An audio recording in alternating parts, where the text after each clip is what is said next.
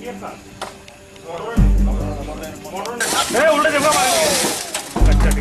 আছে না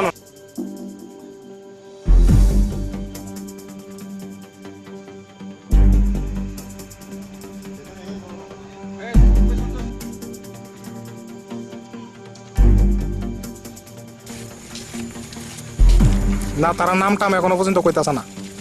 ইদুরই সবার হইতেছে বিজেপি নেতৃত্ব বীর বিক্রম দেবমাল বাড়িতে।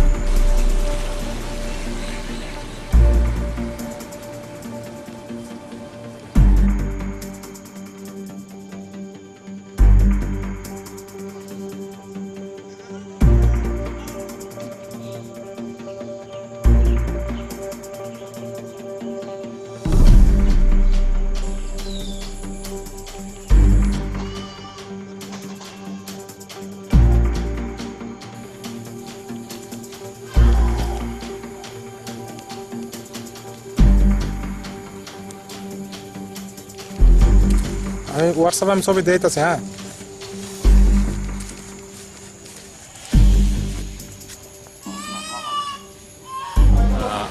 অ্যাকচুয়ালি একটা ঘরোয়া সভা ছিল একটা গ্রুপের। সেই ঘরোয়া সভার পাশে কিছু লোক একত্রিত হয়েছে আমরা জানতে পারি। সেই ঘরোয়া সভার ব্যাপারে অ্যাডভান্স আমাদের ইনফরমেশন 2-3 দিন আগের কোনো ইনফরমেশন ছিল না, শেষ মুহূর্তে আমরা জানতে পারি। জানার পর আমার কাছে যখন খবর আসে কিছু লোক জমা হয়েছে এবং জড়ো হয়েছে, তাদের সেই লোকেশনে আমি যাই। আমি অন্যদিকে ছিলাম, সেখান থেকে তাড়াতাড়ি তাড়াতাড়ি আমি মোবিলাইজ করি এবং আমাদের আন্ডারে যত ফোর্স আছে তাদের আমি মোবিলাইজ করি। করার পর সেখানে যাওয়ার পর দেখি যথেষ্ট লোক আছে, তারা যথেষ্ট অ্যাগ্রেসিভ অবস্থায় ছিল। তাদের সাথে কথাবার্তা বলি, তাদের বোঝানোর চেষ্টা করি যদি কোনো কমপ্লেন থেকে সেটা লিগ্যাল তরিকাতে আমরা ডিল করবো, ইনভেস্টিগেশন শুরু করবো। সেই অ্যাগ্রেসিভ যে গ্যাদারিং সেটা ধীরে ধীরে বাড়ছিল এবং আমরা অনেক চেষ্টা করছিলাম ওদের বোঝানোর জন্য, যাতে যে গ্রুপ প্রোগ্রাম করছিল সেই প্রোগ্রামের উপর কোনো রকমের অ্যাসল্ট করার সুযোগ না পায়।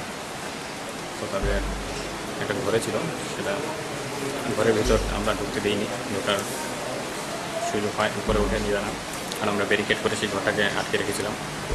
তো সেই অ্যাগ্রেসিভ জনতা যারা ছিল তাদের আমরা শেষমেশ আমাদের ফোর্সের উপস্থিতির মাধ্যমে আমরা তাদের সেখান থেকে সরাতে সমর্থ হই শেষমেশ।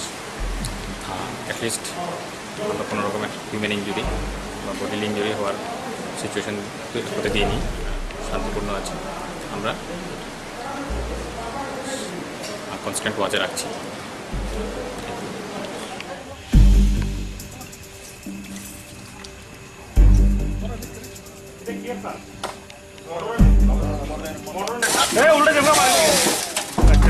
ঠিক আছে না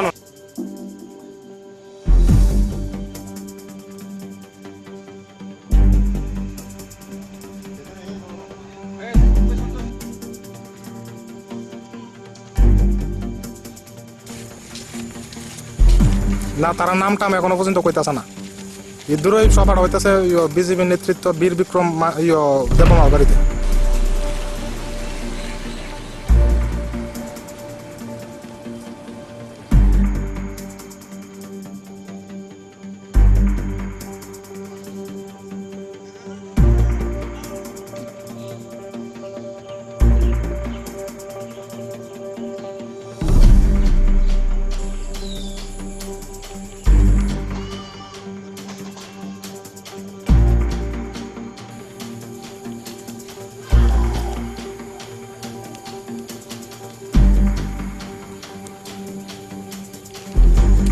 আমি হোয়াটসঅ্যাপে আমি ছবি দিতেছি। হ্যাঁ